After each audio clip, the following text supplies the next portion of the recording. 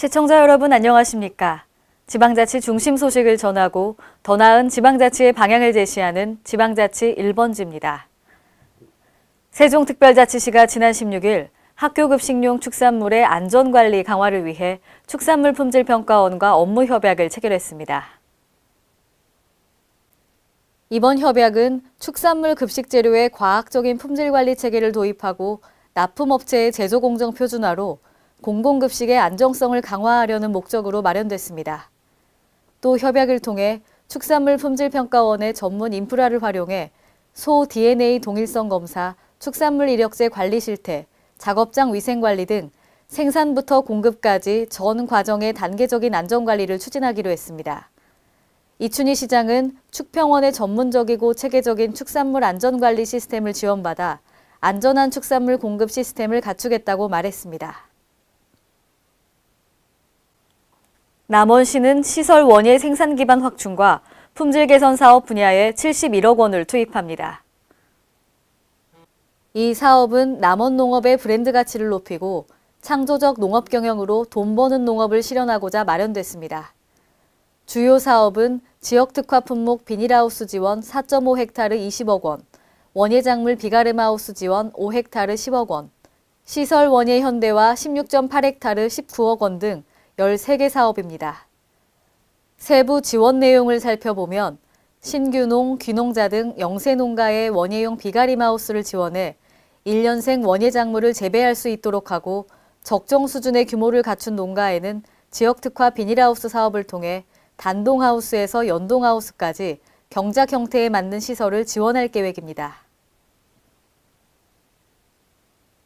김영란법 시행 이후 수산물과 한우 등의 설 선물 주문 건수가 급격히 감소했는데요. 일부에서는 김영란법이 소비를 감소시켜 관련 업계의 생계를 위협하고 있다는 비판도 이어지고 있습니다. 보도에 유희광 기자입니다. 수산물, 한우, 과일 등을 판매하는 상인들이 김영란법 직격탄에 울상을 짓고 있습니다. 김영란법 시행 이후 첫 설을 맞는 상인들은 5만 원 이상의 선물이 금지되어 있어 대부분 5만 원을 넘어서는 한우 및 굴비 세트 등은 내놓지도 못하고 있는 실정입니다. 지난해 동월 대비 설 선물 주문 건수는 급격히 감소했으며 원가가 높은 상품들은 사실상 선물 판로가 막혀 지난해 같은 시기 북적대던 시장화는 한산하기 그지없습니다. 김영란법 때문에 선물 세트가 없어져가지고 동태 고등어 아니면 생선이나 소고기나 선물 세트가 아예 맞출 수가 없어요. 특히 높은 가격으로 형성되어 있는 한우와 해산물, 인삼 등의 구매자가 확연히 줄었을 뿐만 아니라 판매자들도 시장에서의 설 자리를 점차 잃어가고 있습니다. 수산시장, 농산물 도매시장, 재래시장, 대형마트도 이 같은 상황은 마찬가지입니다. 이에 대형마트나 판매상들은 상품의 양을 줄여 가격을 낮추거나 애초에 원가가 저렴한 5만 원 이하의 상품들을 선보이고 있는 상황입니다. 한편 일부에서는 김영란법이 선물 상한액을 5만 원으로 제한하면서 오히려 국산, 농축 특산물의 소비를 감소시켜 관련 업계의 생계를 위협하고 있다는 비판도 이어지고 있습니다. KLN 유희광입니다. 완주의 삼례문화예술촌이 한국관광 100선에 올라 한국의 대표 관광지로 인정받았는데요. 이것은 일제강점기에 만들어진 양곡창고를 리모델링해 미디어 복합문화 공간으로 의미를 더하고 있습니다. 보도에 김승균 기자입니다. 전북 완주 삼례문화예술촌이 문화체육관광부가 선정한 한국관광 100선에 올라 한국의 대표 관광지로 인정받았습니다.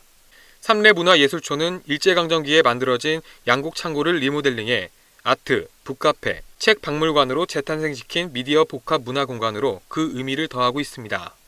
특히 작년에는 지역 문화 브랜드 대상, 아시아 관광 대상 등 다양한 문화재로서의 가치를 인정받고 대한민국 건축상, 향토자원 베스트 선정 등 다양한 분야에서 핫플레이스로 주목받고 있습니다.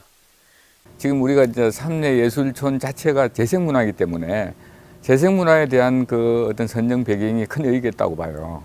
왜냐하면 지금 사실 이게 일본 일제시대 이제 창고, 미국 창고에다가 그 미국 창고를 우리가 문화예술로 다시 재생시킨 거거든요. 문화예술촌 관계자는 이번 선정을 계기로 문화와 예술이 함께하는 완주의 대표 관광 명소가 되리라 기대한다며 앞으로 전략적인 마케팅을 통해 지역경제 활성화에 앞장서겠다고 말했습니다. KLN 김승균입니다. 행정자치부와 경찰청은 설 명절을 맞아 16일부터 30일까지 전국 524개 전통시장에 대해 최대 2시간까지 주차를 허용합니다. 주차가 허용되는 시장은 행정자치부 경찰청, 각 자치단체 누리집을 통해 확인할 수 있습니다. 이번 주차 확대 허용 조치로 인해 전통시장 활성화 및 내수 경기 진작에도 도움이 될 것으로 기대됩니다. 국민건강보험공단이 최근 5년간의 감염성 장염 질환으로 진료 현황을 분석한 결과 2015년 감염성 장염으로 진료를 받은 인원은 525만 명으로 2011년 대비 23.6% 증가한 것으로 나타났습니다. 최근 3년간 월별 평균 진료 인원을 비교해보면 1월에 74만 명으로 가장 많았습니다. 또한 월별 추세의 특징 중 하나는 봄과 가을에 진료 인원이 감소하고 여름과 겨울에 증가하는 양상을 보였습니다. 감염성 장염의 예방법으로는 손 씻기 등 개인 위생에 신경 쓰고 음식에 주의해야 합니다.